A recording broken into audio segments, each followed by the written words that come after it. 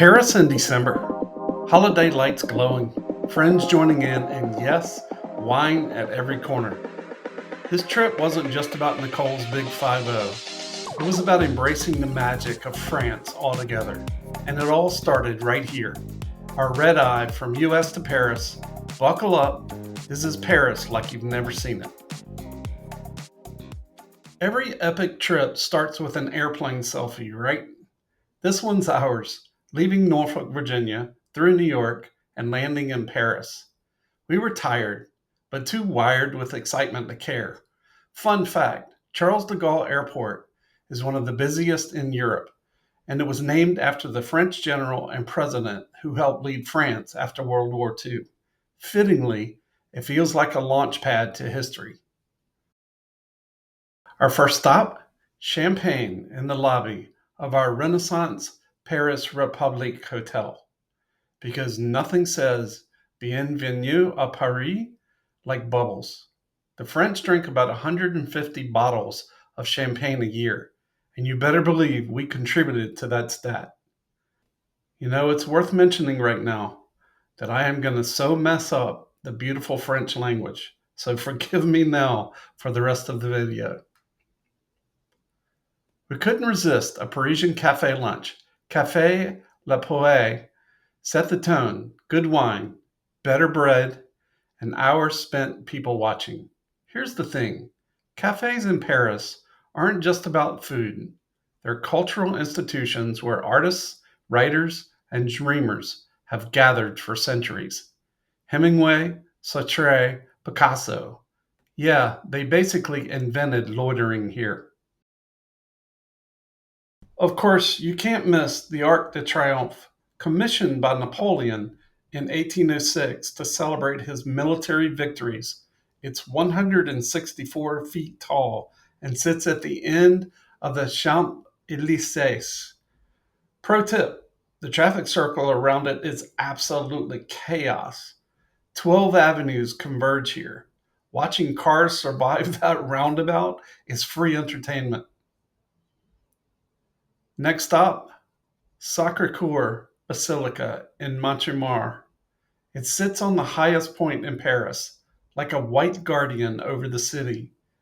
Built after the Franco-Prussian War, it's both a religious monument and a symbol of resilience. For us, it was also a chance to soak up those sweeping views and grab some laughs with friends. Paris isn't just cathedrals. It's also quirky gastropubs and street shops. Here's Nicole, Christy at La Bimbo, and Mike hamming it up in front of a butcher shop. That's Paris. Every corner has character. No trip to Montmartre is complete without the Moulin Rouge. Since 1889, it's been home to cabaret, music, and the birthplace of the can-can dance. We didn't see a show this time, but just standing under that iconic red windmill felt legendary. And here's Notre-Dame, still under restoration after the 2019 fire. Even with scaffolding, the Gothic detail is jaw-dropping. Did you know it took nearly 200 years to build, starting in 1163? Paris is wild like that. You're sipping coffee, and suddenly history stares back at you.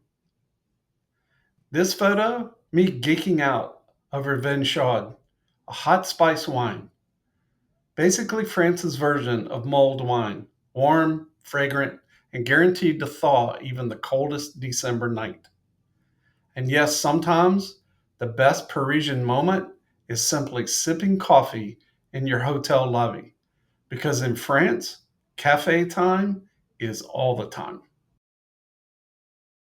Then came Versailles.